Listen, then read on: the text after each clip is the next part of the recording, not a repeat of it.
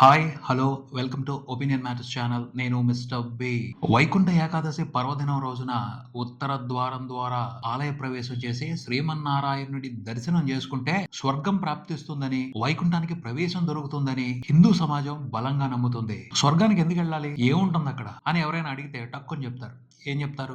అక్కడ కష్టం ఉండదు, నష్టం ఉండదు, బాధ ఉండదు, సుఖంగా ఉండొచ్చు, శాంతంగా ఉండొచ్చు, ప్రశాంతంగా ఉండొచ్చు, శాంతిగా ఉండొచ్చు. అంటే అవి భూమి మీద లేవనే కదా అనుకోవాలి. ఉన్నా కూడా అందరికీ దొరకటం లేదనే అనుకోవాలి. కానీ స్వర్గానికి వెళ్తే, వైకుంఠానికి వెళ్తే కన్ఫామ్ గ్యారంటీ, ఖచ్చితంగా సుఖం దొరుకుద్ది అనే మన శాస్త్రాలు, పురాణాలు, ప్రతి ఆధ్యాత్మిక గ్రంథం బలంగా చెప్తుంది. సో స్వర్గానికి వెళ్ళాలి. స్వర్గానికి వెళ్ళటం కోసం మార్గాలు ఏమిటి? ఉన్నంతలో వైకుంఠ ఏకాదశి, ముక్కోటి ఏకాదశి చాలా సులువైన మార్గాలు, బెస్ట్ ఆప్షన్స్. ఇన్స్టెంట్ గా స్వర్గానికి టికెట్ కన్ఫర్మ్ చేసుకోవడానికి ఈ 2 పర్వదినాలే బెస్ట్ ఆప్షన్స్ అని నమ్ముతూ ఉంటారు.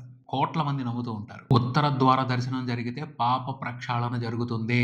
అంటే అప్పటి వరకు చేసిన పాపాలన్నీ కూడా మటుమాయం అయిపోతాయి. కంప్లీట్ క్లీన్ వాష్, పునీతులైపోతారు. పుణ్యం వచ్చేస్తది. పుణ్యం అకౌంట్ లో ఎంత పెరిగితే అంత గొప్పగా స్వర్గలోకానికి వెళ్తారు. పుణ్యాన్ని పెంచుకోవడానికి, స్వర్గానికి వెళ్ళటానికి మరికొన్ని మార్గాలు కూడా ఉన్నాయి. కాకపోతే అవి కొంచెం కష్టం. పరోపకారం చేయటం, స్వార్థం లేకుండా ఉండటం, క్రమశిక్షణ, ఆధ్యాత్మిక చింతన, ఇలా కొన్ని ఆప్షన్స్ ఉన్నాయి. కాకపోతే ఇవి అందరూ పాటించడం కష్టం. అవన్నీ కూడా హార్డ్ గా ఉంటాయి. ఈజీ కాదు, అంత ఈజీ కాదు వాటిని ఫాలో అవటం. ఈజీ మార్గాలు ఏవైనా ఉన్నాయంటే ఇదే ఉత్తర ద్వార దర్శనం. వైకుంఠ ఏకాదశి రోజున, ముక్కోటి ఏకాదశి రోజున శ్రీమన్నారాయణ్ణి దర్శనం చేసుకుంటే స్వర్గానికి ఈజీగా వెళ్ళడానికి ఒక ఆప్షన్ ఉందన్నమాట. సంవత్సరం మొత్తం కష్టపడాల్సిన అవసరం లేదు. సంవత్సరానికి ఒక్క రోజు. అది సులువైన మ్యాటర్ కాబట్టి ఎక్కువ మంది ఈ ఆప్షన్ ని ఎంచుకుంటారు. అందుకనే పుణ్యతిథుల్లో దేవుణ్ణి దర్శించుకోవడం కోసం లక్షల్లో జనం ఆలయాలకి పోటెత్తుతారు. పోతే అది అత్యాశయమే కాదు, ఆశ. ప్రతి మనిషిని జీవితం ఎన్నో రకాలైన బాధలతో సతమతం చేస్తుంటుంది. అలాంటి వారికి సులువుగా కష్టాలకి ఎండ్ దొరుకుతుంది అని తెలిసినప్పుడు దాన్ని ఎలా వదిలిపెడతారు? ఆశ పెంచుకుంటారు, దాన్ని నెరవేర్చుకోవాలని చూస్తారు. అలా ఈసారి వైకుంఠ ఏకాదశికి కూడా ఆశతో వచ్చిన 6 తిరుపతిలో తొక్కిసలాట కారణంగా చనిపోయారు. అందుకు ఎవరు బాధ్యులు? ఆ పాపం ఎవరిది అంటే ఒక సామెత ఉంది, తిలా పాపం తలా పిడికెడు అని. ఒకరిద్దరిని నిందించి వదిలేయలేం. చాలా మందికి ఉంది ఆ పాపంలో భాగం. సంఘటన తర్వాత ప్రైమరీ రిపోర్ట్ ఆధారంగా ముఖ్యమంత్రి శ్రీ నారా చంద్రబాబు నాయుడు కొంతమంది అధికారుల్ని సస్పెండ్ చేశారు, కొంతమంది అధికారుల్ని బదిలీ చేశారు, కొంతమందిని ఏమో మందలించారు. పోతే చర్యలు తీసుకోబడిన అధికారులదే పూర్తి బాధ్యత కాదు, వాళ్ళకే మెజారిటీ ఆఫ్ పాపం వాళ్ళదే అని చెప్పడానికి లేదు. చాలా మంది ఉన్నారు, మిగతా వాళ్ళకు కూడా కొంత భాగం వెళ్తది ఆ పాపంలో. అలా పాపం పంచాల్సిన వాళ్ళల్లో ముందు నిందించాల్సింది మాత్రం ఆశని. పుణ్యతిథిలో దేవుడి దగ్గరికి వెళ్తే మంచి జరుగుద్ది అని ఎంతో దూరం నుంచి, చాలా దూరం నుంచి మనుషుల్ని ఓ పుణ్యక్షేత్రానికి ప్రయాణం కట్టించేది ఆశ. సో ఫస్ట్ ముద్దాయి అదే. ఆ తర్వాత తిరుపతి వచ్చారు. వచ్చిన వాళ్ళని ప్రమాదం జరిగిన ప్లేస్ కి కొంతమంది చేరవేశారు. వాళ్ళది కూడా ఆశే. ఇంతమంది జనం వచ్చారు, వాళ్ళందరినీ గమ్యస్థానానికి చేరిస్తే 4 డబ్బులు వస్తాయని వాళ్ళు కూడా ఆశపడ్డారు. ఆటో డ్రైవర్స్, క్యాబ్ డ్రైవర్స్, జీబులు తోలేవాళ్ళు. తొక్కిసలాట జరగడానికి ముందు తిరుపతిలో పరిస్థితి ఏమిటి అంటే సిటీ లోపలికి ఆటోలు వెళ్ళటానికి, జీబులు వెళ్ళటానికి కొన్ని ఆంక్షలు పెట్టారు ట్రాఫిక్ పోలీసులు. అందుకని తిరుపతి మధ్యలో ఉన్న టికెట్ కౌంటర్స్ దగ్గరికి అందరూ భక్తులు వెళ్ళలేని పరిస్థితి. ఈ ఆటో వాళ్ళకేమో డబ్బులు కావాలి. అందుకని ఏం చేశారు, సిటీ అవుట్స్కట్స్ లో ఉన్న టికెట్ కౌంటర్స్ దగ్గరికి ఈ భక్తులందరినీ తీసుకువెళ్లారు. ఇక్కడైతే ఈజీగా మీకు దర్శనం టికెట్లు దొరుకుతాయి, ఇబ్బంది ఉండదు అనేసి రైల్వే స్టేషన్స్ కి, బస్ స్టాండ్స్ కి వచ్చిన ఎక్కువ మంది భక్తుల్ని వాళ్ళు అటువైపు తీసుకువెళ్లారు.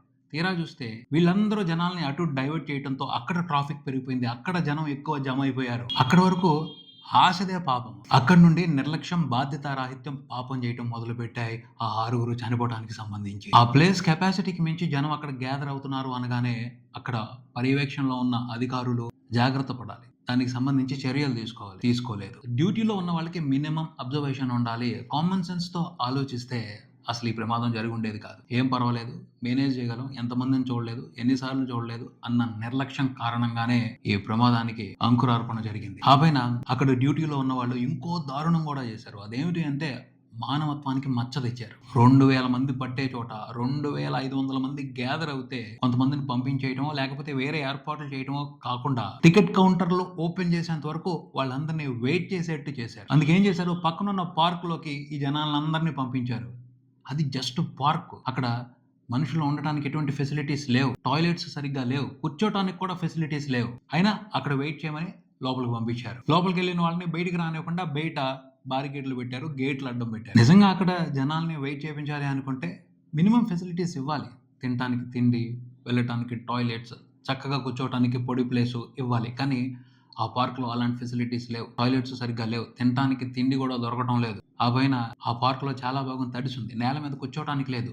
ఎక్కువ మంది నుంచునే ఉన్నారు. చాలా సేపు నుంచునే ఉన్నారు. క్లియర్‌గా చెప్పొచ్చు.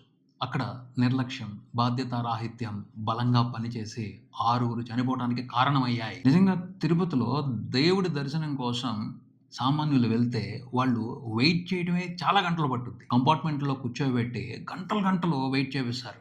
దర్శనానికి ఇంకా టైం అవ్వలేదు అని. కొన్నిసార్లు 12 గంటలు, కొన్నిసార్లు 20 గంటలు పట్టిన సందర్భాలు గూడా ఉన్నాయి. అదే విధంగా కొండ కింద పైకి వెళ్ళటానికి దర్శనం టికెట్లు ఇవ్వటానికి ముందు అక్కడ జమైన జనాన్ని పార్క్‌లో కూర్చోబెట్టారు. పార్క్‌లో వెయిట్ చేపిచ్చారు. చాలా గంటల సేపు వెయిట్ చేపించారు. ఫెసిలిటీస్ సరిగ్గా లేవు. నుంచునే ఉండాలి ఎక్కువ సేపు. ఎంతసేపు ఉంటారు? ఎంతసేపు ఉంటది ఓపిక?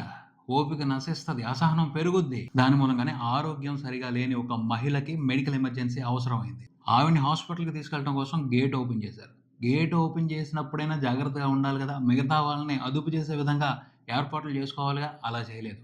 డైరెక్ట్‌గా గేట్ ఓపెన్ చేసేసారు. దర్శనం టికెట్లు ఇవ్వడం కోసమే ఓపెన్ చేశారేమోనని అందరూ ఒక్కసారిగా ఆ గేట్‌లో నుంచి బయటకొచ్చే ప్రయత్నం చేశారు. తొక్కిసలాట జరిగింది. ఎందుకు అంత బలవంతంగా వచ్చే ప్రయత్నం చేశారు వాళ్ళు? అసహనంతో ఉన్నారు. అలిసిపోయి ఉన్నారు. ఓపిక నశించింది వాళ్ళకి. జరగాల్సిన అనర్థం జరిగిపోయింది. దానికి కారణం ఎవరు? నిర్లక్ష్యంగా ప్రవర్తించిన, బాధ్యత తీసుకోకుండా ఉన్న డ్యూటీలో ఉన్న అధికారులే. తర్వాత ప్రైమరీ రిపోర్ట్ చూస్తే అధికారుల మధ్య సమన్వయ లోపం కూడా ఉంది అని చెప్తున్నారు. విధులు నిర్వహించడంలో చాలా మంది అధికారులు అలసత్వం ప్రదర్శించారని కూడా చెప్తున్నారు. అంటే పనిచేసే వాళ్ళందరి మధ్యన సరైన కమ్యూనికేషన్ లేదు. ఇది కూడా పెద్ద పాపమే. మిమ్మల్ని అందరినీ అక్కడ బాధ్యతల్లో నియమించింది ఎందుకు? ప్రజలకి సేవ చేయడం కోసం, వాళ్ళకి అవసరమైన ఏర్పాట్లు చేయడం కోసం, వాళ్ళని సురక్షితంగా ఉంచడం కోసం. మీ ఈగోల కారణంగా, మీ బాధ్యత రాహిత్యం కారణంగా, మీ అలసత్వం కారణంగా ఇంతమంది చనిపోవడానికి కారణం అయితే పాపమే కదా అది. 6 ప్రాణాలు, 6 జీవితాలు, 6 కుటుంబాలు. ఎంత బాధ నిజంగా.